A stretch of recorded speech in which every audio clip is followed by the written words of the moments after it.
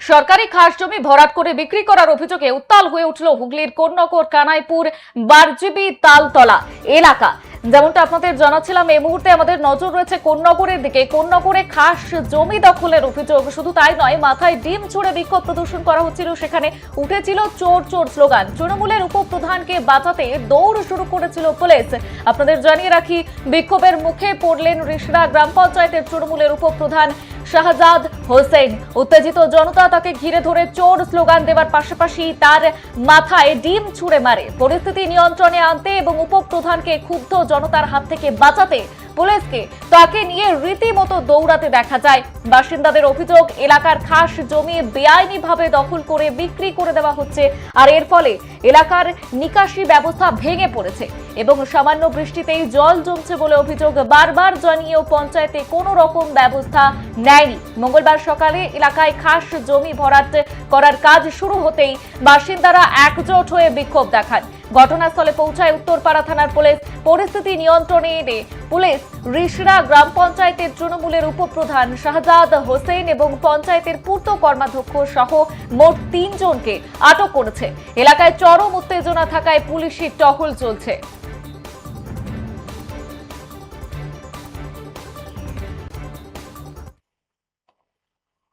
5 লক্ষ টাকা করে বিক্রি করেছে, 15,000 টাকা করে কমিশন খেয়েছে। কে? শাহজাহান উপপ্রধান। কোন পঞ্চায়েতে? রিষড়া পঞ্চায়েত। এই জমির যে রাস্তাটা হয়েছে, এই রাস্তাটা কি দরকার ছিল? দরকার ছিল না। ও জায়গা বিক্রি করছে, এখন তারা পাবলিকে বেরোবে কোথা থেকে? তাদের তো বেরোবার রাস্তা দিতে হবে, তা নাহলে তারা কিনবে না। এই জমি বলছে নাকি জবরদখল করে নিয়েছে। জবরদখল করে নিয়েছে তো। কাদের? এই জমির মালিকানা কই? একদিনও তো মালিকানা দেখলাম না। আমি আজকে 1949 সালে বাড়ি আমার, আজ পর্যন্ত আমি কোনোদিন জমির মালিক দেখি। এই তৃণমূল করতো বলে কি এত সাহস? তৃণমূল বলেই তোর গাছ চাল বেশি। একখান ছাড়া 4খান বাড়ি, 4খান ছাড়া 5খান বাড়ি করছে। এখন কি চাইছেন আপনারা? পুলিশ তো ধরে নিয়ে গেল। পুলিশ ধরে গেল, পুলিশ তো আমাদের সাথে হুজ্জতি করলো। কি চাইছেন আপনারা? আমরা চাইছি ওকে শাস্তি, কঠোর শাস্তি হোক। বলো, যার জমি আছে তাকে বলুন। এটা বলছি এখানে কি হয়েছে, এখন সমস্যাটা কি?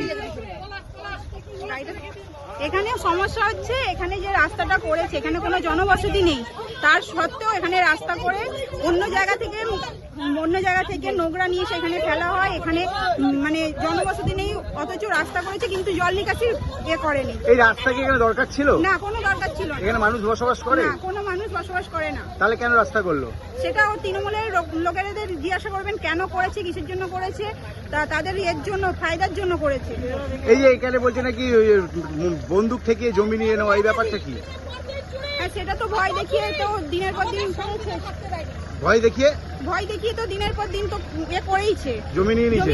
জমি নিয়ে সেগুলোকে ওরা নিজেরা করছে, বিক্রি করছে। আর কেউ নিজের নামেও নিয়ে নিয়েছে। সেটা তো